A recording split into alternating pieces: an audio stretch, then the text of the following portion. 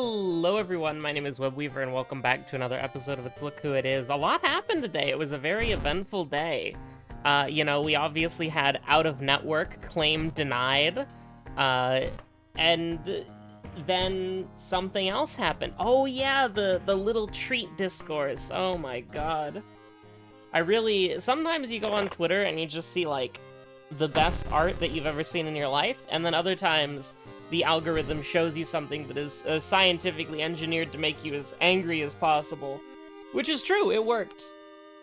Twitter has found the thing that, the discourse that I do not like. And that, of course, is a little treat. But, you know, what World of Horror character would be emblematic of, I want a little treat? Probably Juri, right?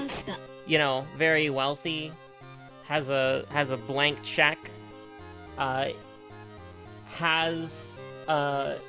you know, an eldritch monster chasing them down for their money. You know, maybe if Juri was posting on Twitter about wanting a little treat, maybe I would understand it a little bit more from her because, you know, the horror is coming soon, TM. But you know, let's try to level up as many times as possible before that happens. If that's cool with you, that's cool with me. Yeah, you know? Sorry, I'm just adjusting my chair real quick. Let's do... You know what? We haven't done Hunted by the Cult in like 80 years. And it's also, you know, it furthers the little treat discourse, you know? Getting a little treat, a private taxi for my burrito, the DoorDash driver, apartment stalker. Oh, Twitter be wildin'. Twitter be absolutely wildin'. But, I don't know. Who is emblematic of a little treat? You know what? Let's do a little Kathako Tarasu. We have to confront the people that we've hired to deliver the little treats to Juri's apartment. Oh. Listen, I'm uncontained. I'm unstoppable, alright? I'm just existing in the context of everything that came before me.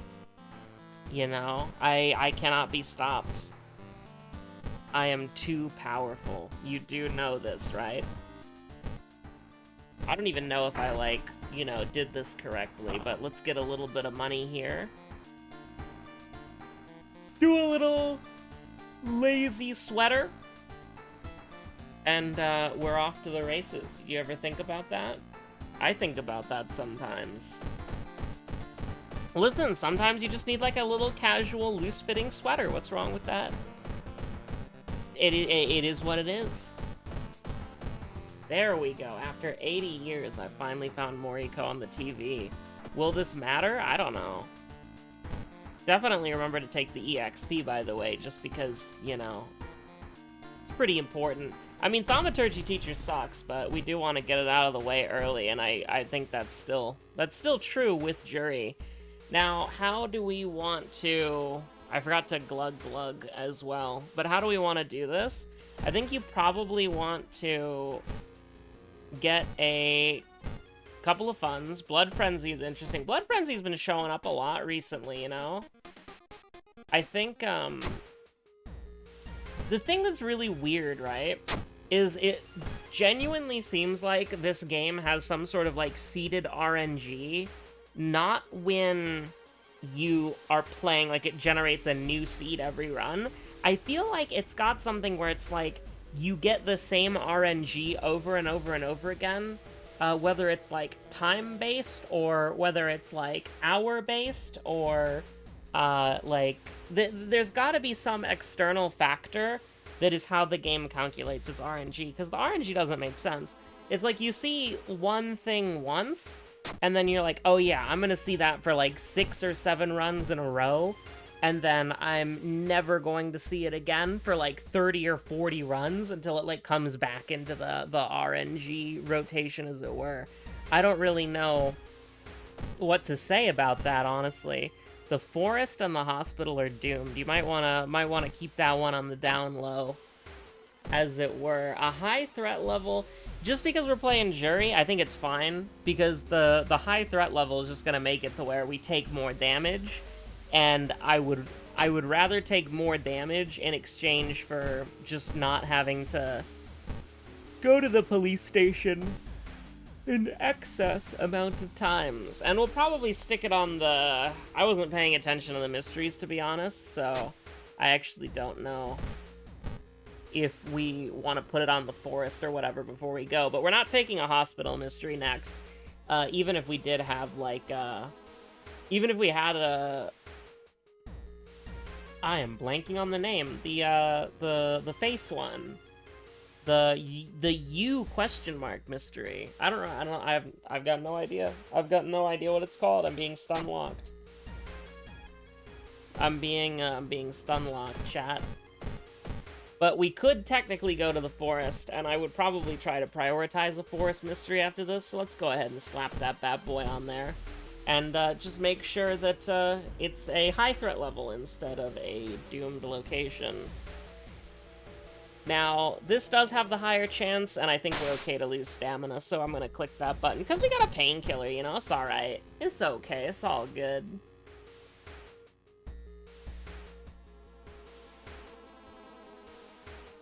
Oh yeah, there was also...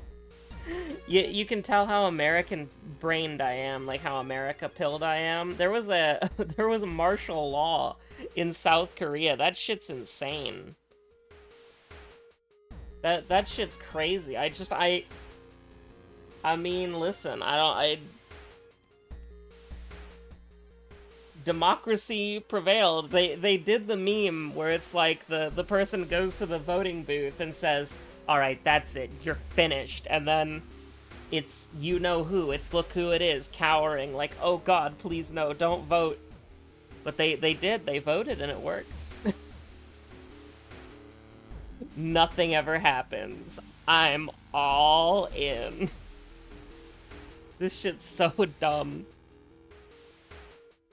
I think, you know, I started saying it because we were in the, it was the global hootenanny when I initially started saying it.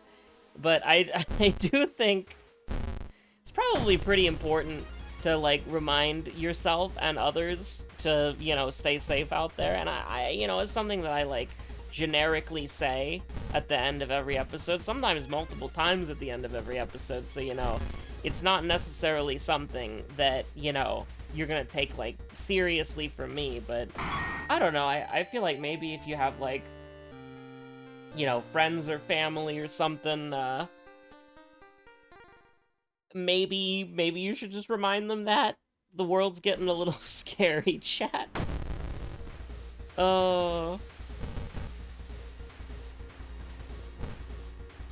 But listen, the horrors persist, but so do we. That's how it works, chat. That's how it works.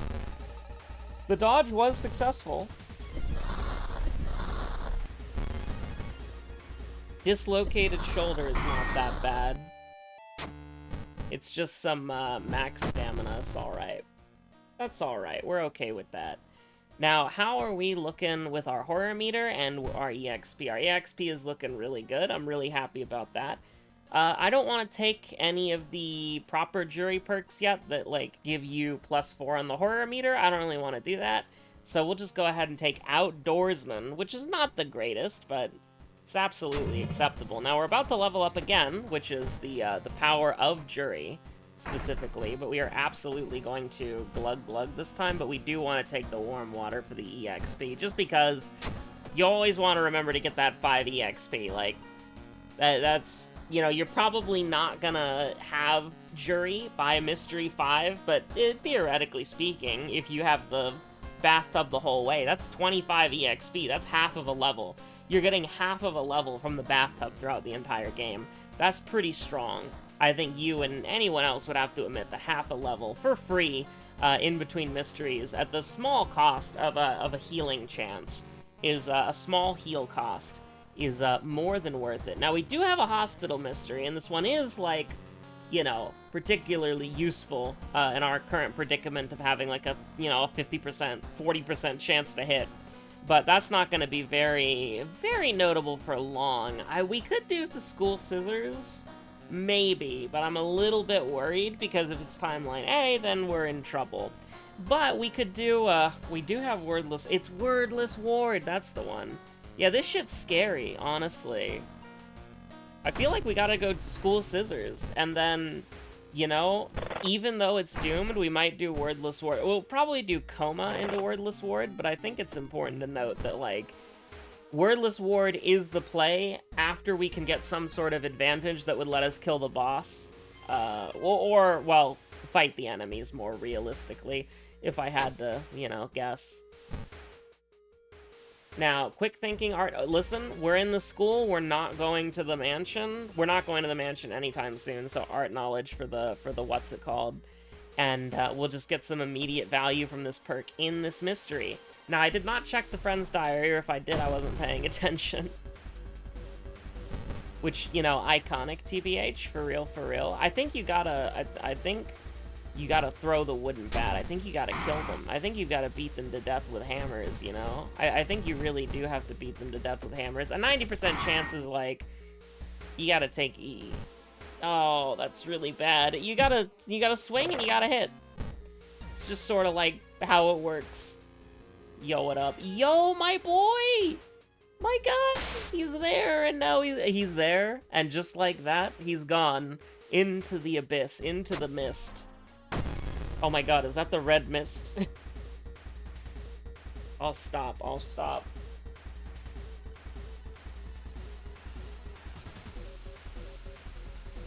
But, you know, one of the things that I was talking about with a friend, like a couple of nights ago, or is like, they're in a different time zone, so we talk at, like, weird times, so it's like, I think yesterday was probably is probably the technically correct, but it feels like 2 days ago. We were talking, and we were talking about gaming of the 2024 variety, and the thing is, it's like, gaming is so interesting as, like, a medium. And yeah, we are going here right now. Yes, we are. We have a painkiller. Let's go gambling. We love gambling, chat. We love gambling. I love gambling. But here's the thing, like, gaming's really cool because there's a lot of, like, neat stuff that's going on, you know what I mean? And I think that for AAA games, I actually don't know how well AAA games were received this year, because I don't play that many of them.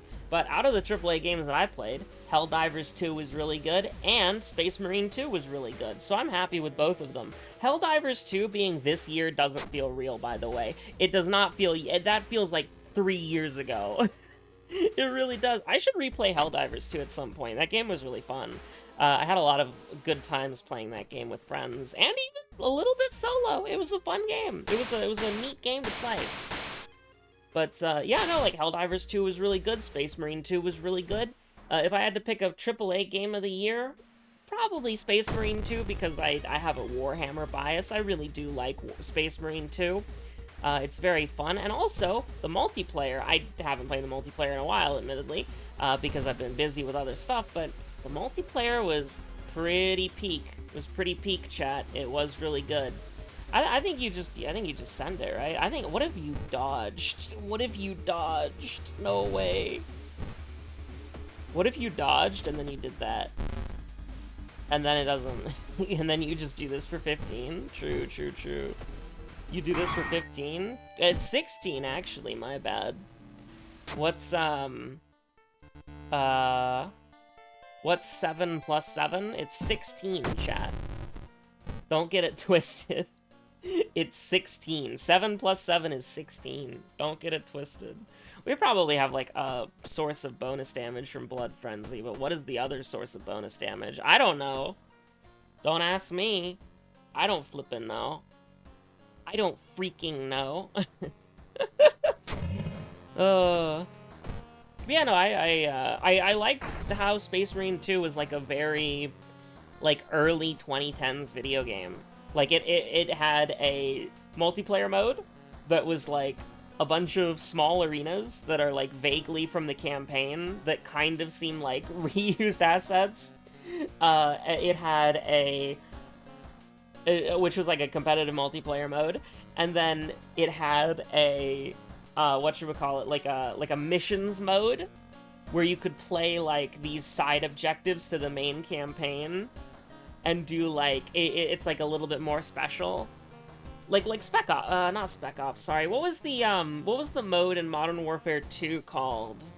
Where you had the, like, you have the multiplayer, the main multiplayer mode, you have the campaign, and then you have the, whatchamacallit, you have it's like a two-player, like, they're individual missions that reuse assets from the campaign, and they are, like, they're missions that have specific objectives that they take a specific, like, reused section of the campaign, but, like, do it with a new twist or something. And I thought it was, like, something Ops, but I don't think it's Spec Ops. I think I'm thinking of the game Spec Ops The Line, but it's, like, it was, like, a 1 to 2 player mode. I think there was, like, one that was, like, 3 players, and that one was really hype, but, yeah, you know, it was just, like, a little mission mode that you could do with your friend. And it had sort of like it could have like some really difficult or fun challenges because it was like alternate content to the main story, so a lot of people didn't actually do it, you know what I mean? Like something like that. We can do Coma, sure, why not? I'm not a big fan of this, but we do need to get some sort of, I don't know, anything. We do need to get something before we go into these boss gauntlet mysteries where we're just gonna get our ass absolutely beat. We're just gonna be beaten up and, like, just absolutely destroyed. We're gonna be, they're gonna beat us to death with hammers. Like, I don't know what you want me to say. It's not good. Alright, we're walking into hell here. We could potentially die here because it's a threat level. High threat level. But, we should be fine. Should be fine? Question mark? Yeah. Love to see that. Level 5 already. You love to see level 5. I don't want to take these two yet. They're really good because they just kind of like raise our, you know, basic stat total. But not necessary. Not necessary. We don't need them. We're gonna have to rest. So let's just do that now. Like, I'm sorry. We're gonna have to rest. And we're gonna have to rest again. I'm sorry. We're gonna have to rest. Sorry. 12 on the horror meter for free. Just giving the horror a chance, you know? Just giving the horror a chance. Thank God we did that. Oh my God, we would have died. We would have died. We would have died. 4 reason damage for free. Holy... It's too good. It's too good. 15 EXP for free on Juri is too strong. Even though we could have gotten some sanity, it's too strong. Now, the good thing is that was, like, the worst, like, one of the worst hospital events. So we can kind of just, it's gonna be bad either way, but we get a nice level up. You give me -5 Doom, and we're feeling pretty good. And honestly, you know, we could start leveling something up, but Juri would have 5 knowledge, by the way. So a knowledge build on Juri is usually a lot more appealing. You wouldn't normally have 3 knowledge, but I don't really want to do the work, you know? I don't really want to do the work. Honestly, if Charisma didn't suck, I would try to go for Charisma, but I don't want to put 4 points into Charisma. I don't want to be level 9 and putting points into Charisma. Like, absolutely not. We could definitely do Dexterity, though, because it's like 2 points into Dexterity, and then we're good. Or we could just not, and we could do more Strength. We should probably heal Sanity. But, we should probably heal Sanity, chat. I shouldn't be cringe.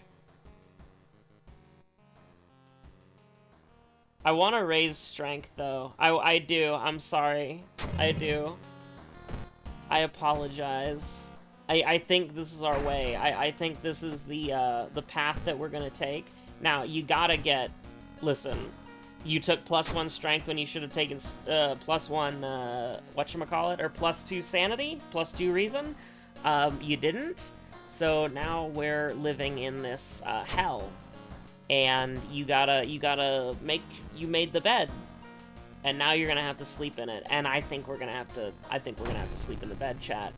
I think we gotta go in. I think we gotta go in, and I think it's not gonna look very good. Branded like cattle is completely fine in this situation of a Doom perspective, but tragic in the perspective of the horror. And we're gonna make the horror meter a little bit worse, just so that I don't. It's a low threat level location right now, so I don't immediately die when we get, you know, so we don't immediately die when we get another elevator event. Thank you. Listen, the elevators in this hospital are awful, okay? They should really just make the establishment like a ground floor establishment, okay? I don't really see why you need all these, like, horrible elevators that are just, like, bad, you know, that just don't do anything for the people, the individuals who are living here. Do you ever think about that? Do you ever think about that, chat? Because I think about that sometimes. Imagine living in Shiikawa, you know, the video game place, the world of horror video game place that is basically just like, you know, Junji Ito's, like, imaginary playground, or at least the equivalent. It would be a very scary place to live, because it's in the name of the game. It's in the name of the game. It's the world of horror. It's in the name of the game, chat. Do you ever think about that? I think about that. Oh. Sometimes I should be stopped. Other times, a discarded bottle turned into a weapon is exactly what the doctor ordered. Absolutely. We're entering. I almost clicked on the stupid dog store, which is like, you know, then die. What do you want me to do? Argue with you? I'm not on the debate team. This isn't mock trial. Okay, we need, listen. Dexterity and perception, is that worth the 4 horror meter? Absolutely not. No. Oh my god. He's here, Cultist Hunter B. He's here to deliver the little treat to Juri's doorstep. Oh, but Juri, she didn't select leave at door. Oh, you fool. You absolute buffoon. Now you're gonna have to open the door and talk to another human being. But you are the protagonist of the true crime podcast. Listen. The little treat discourse is insane to me, okay? We've talked about it a little bit before, because it's simultaneous, like it's... Here's the thing. I think that if you believe that you need to DoorDash every meal in your life, every day, like 3 to 4 times a day, 5 if you want, like, dessert or whatever, and you just do this, like 3 to 5 times every day, and you say that you have to have DoorDash, it's the, you have to. You know, it's a requirement to be alive. Listen, I would honestly say that if that's the life that you're gonna live, look into catering. It's gonna be way, way, way cheaper in the long run, you know? Get hire like a catering company, they give you like this massive amount of food, you could eat that shit for weeks. You know, like, I think that's probably, like, genuinely a better idea. And also, you know, like, listen, when I have a little extra, like, spare change, a little bit of pocket money, I like a little treat like the rest of us, you know? Little treats are good. Little treats are good. There's nothing wrong with a little treat, you know? Nothing wrong with a little treat every once in a while. But then, the little treat discourse, okay, it took a shocking new turn of events today, alright? One that absolutely baffles me, okay? One that absolutely shocks me. To my core. And you know we fighting this boss. You know we fighting this boss. Absolutely, chat. You know we fighting this boss. How did we get a hunting rifle? Wait, where the hell did that come from? Wait, what? That shit just materialized in my goddamn inventory. We're not gonna talk about that. I don't know where that came from. You know what? What if we just went even further beyond? It would be funny. But, like, okay, so the new little treat discourse, okay? The new little treat discourse, it's very shrimple, is that people are upset about how the delivery driver that the app tells you that you're gonna get, is not who shows up at your doorstep. Now, listen, we could talk about how because listen, people are afraid, I guess. The people are scared of the private taxi that they hire to get their little treats delivered personally to their doorstep, and they never have to interact with the person ever. They just have it dropped at their door, and then you can open your door whenever you want to.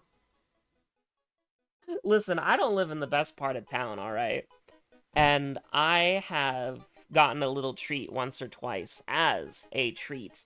And I just, like, listen, this is a place where I can't get my mail, I can't get my mail at the apartment's, like, mailbox, like, the apartment's, like, mail center, because it's out in the open, and it's just, if you have the gate code, you can get in, right?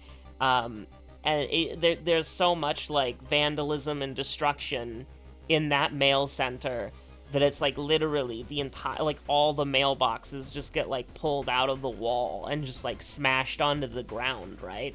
Like, you know, this is not the, like, nicest place to live. It's not the greatest part of town. But you can just, like, leave that shit out on the door, you know? You can just leave it out on the doorstep, and you can just pick it up whenever you want to, because they just drop it at your door, and then they leave, you know?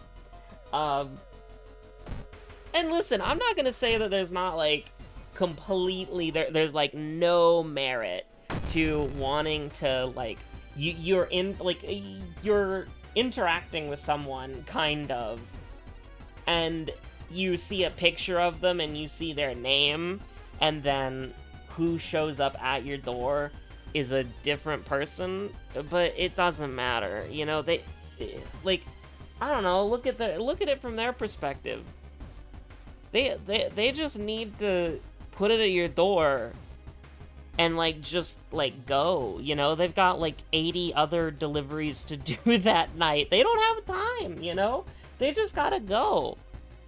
They're on the grind, you know? They just gotta move. They, like, I don't know. And also, it's like, statistically, if the driver, delivery person, or the person ordering, if one of those people is going to get attacked by the other, I hate to tell you this, but, like, the driver is the one who's, like, what is it, like, 5 times more likely to be attacked? And so it's like, I think it's kind of crazy. And also, another thing is, it's like, I don't know, it doesn't matter. Like, listen, am I old-fashioned? Like, I remember, you know, you would order, like, takeout or, like, delivery from, like a pizza place or, like, a Chinese, like, takeout place, right? And they offered delivery, and it was, like, an employee who worked at their company. A novel concept, right? An employee who worked at their company, and they would just, like, you know, you would be on the phone, you would give them your order, and then the person would, like, you know, relay the order to the people making the food, or maybe they would make the food themselves, because, I don't know, it's just whoever picks up the phone, right? Could be a server, could be somebody prepping the food, could be a manager, it doesn't really matter, just somebody picks up the phone, and, you know, your food gets cooked. You don't get, like, GPS tracking of your private taxi for your burrito, for your little treat. You don't get, like, GPS tracking of your food the whole way there, you know? Like, it just kind of, like, appears. Like, they knock on your door 30 to 40 minutes later, and you know, that's like a human being who you have to interface with, and you have no idea who's gonna show up, but it doesn't matter. It's the pizza guy. It's the pizza delivery guy. Like, just open the door, take the pizza, say thanks, and give him a tip. Like, that's it. That's all you gotta do. But now you don't even have to do that, because it's we live in the little treat economy, right? The little treat universe, where it has to be as convenient as possible. And unfortunately, a lot of people these days view interacting with a stranger as inconvenient. And I, for one, actually think that's, like, really bad for your mental health if you go out of your way to, like, neurotically avoid any and all human contact. But, you know, you don't even have to contact humans anymore. You can just press a button on your phone, and then the little treat materializes out of your doorstep, like, 20 minutes later. I'm losing my mind. I genuinely am losing my mind. It's such a bizarre thing. Like, the discourse is so bizarre. I think it's so weird. I think the discourse is so bizarre and it's so weird. Because, first of all, I can't imagine, like, just ordering DoorDash 4 times a day. And then also, like, trying to morally justify it. Like, listen, if you can afford to order DoorDash 4 times a day, every day, for, like, months on months and months on end, and you're complaining about, in the process of ordering DoorDash, somebody is being exploited, it's not you, brother. It's not you, sister. I can guarantee that. I can guarantee that it is not you being exploited out of this situation. I mean, it's not very good with, like, money at all. It's, I don't know, there's this very strange, like, social media perspective on getting food delivery as, like, it's affordable. And I saw a tweet earlier today. It drove me insane, okay? It drove me crazy. It drove me, like, rabid, alright? They had to put me down after what I saw, okay? It was crazy, okay? I lost my damn mind. It was somebody saying, like, hey, you know, this is just me personally, but if I was, like, afraid of the little treat delivery person who is, you know, picked at random, and I can track their exact GPS location for the entire time they're delivering my little treat, you know, if I was incredibly scared of them, I would just simply, you know, not order a little treat, and I would go to the grocery store, or I would get my own little treat.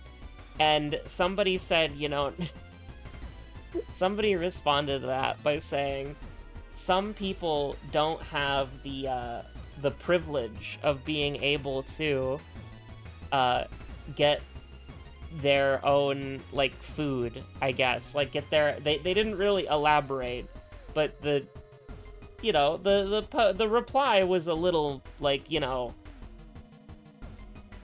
sarcastic is probably the wrong term, but the reply was a little, like, you know, antagonistic. And then this person replied, and they're like, well, you know, not everybody can do that. And it's like,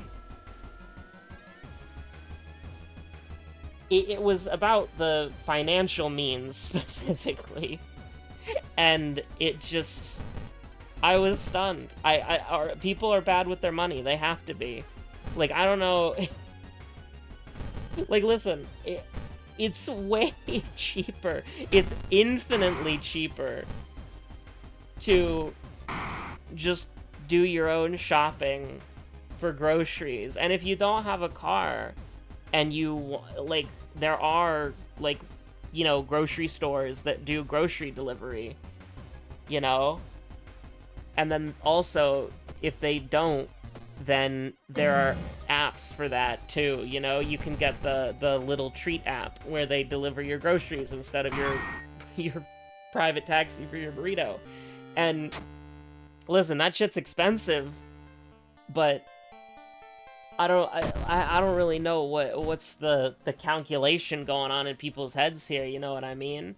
Because it's like, would you rather, yeah, sure, let's just do this, who cares? Like, would you rather spend, like, I don't know, $40 on food, and then, like, a $10 tip, like, once a week to get your own groceries? Or, you know, spend, like, over $40 every day on DoorDash just because, like, you know, oh, that burrito's $11. And then it's like, oh, I'm hungry again. Better get another burrito. I'm losing my damn mind, man. There's a lot of people, and this is gonna come off as extremely rude,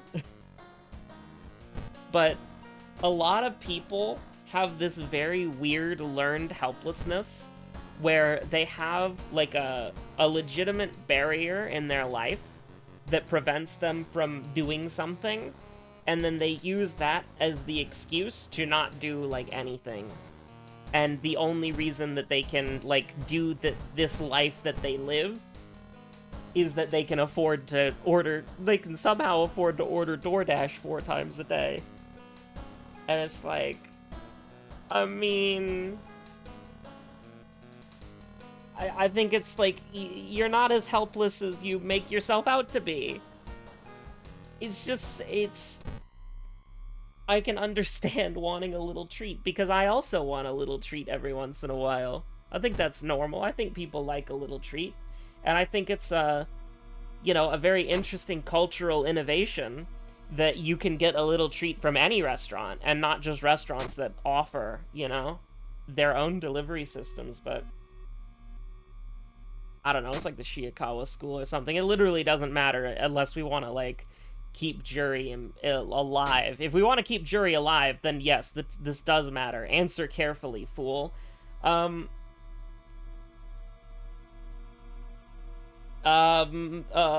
scissors? Oh my god, Juri lives? Holy crap. Can you believe it? Juri lives? Like Vulcan? Juri is alive? Holy. Look at her go! She's alive! She lived! See, look at that! You may think that the private taxi for your burrito is the horror slowly getting closer.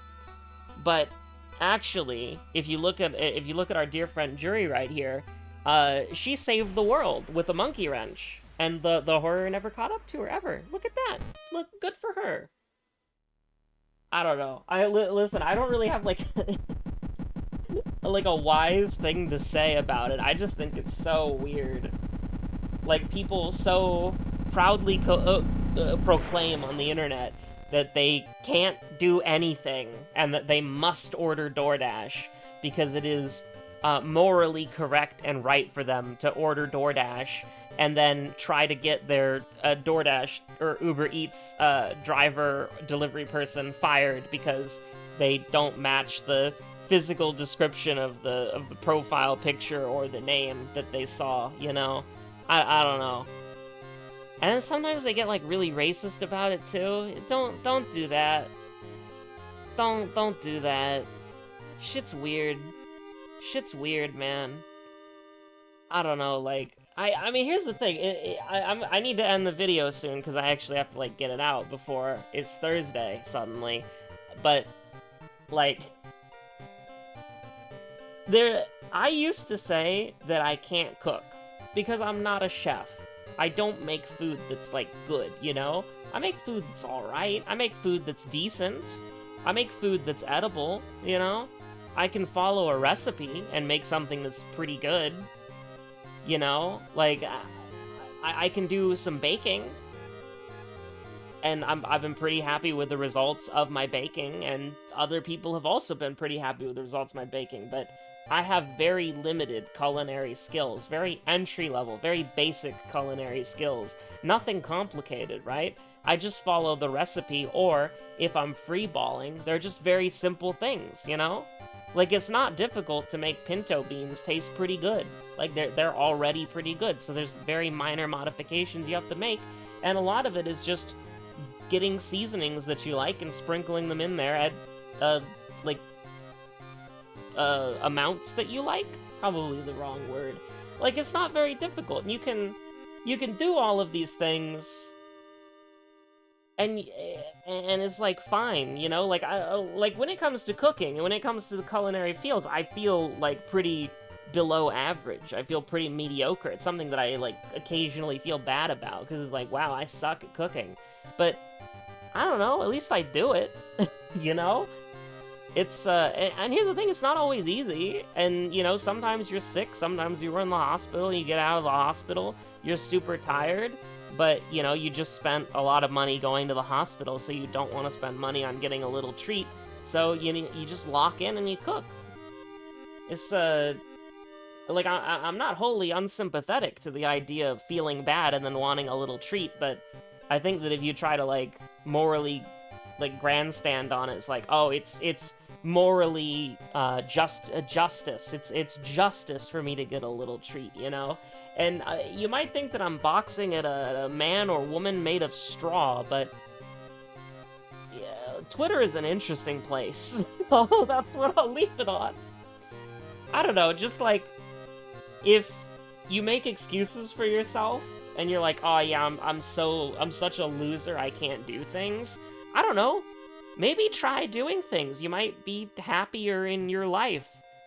And if you are deathly afraid of the person that you hired to deliver your little treat that you probably don't need, I don't know. Maybe, like, just kind of interact with people more. I'd touch grass, actually.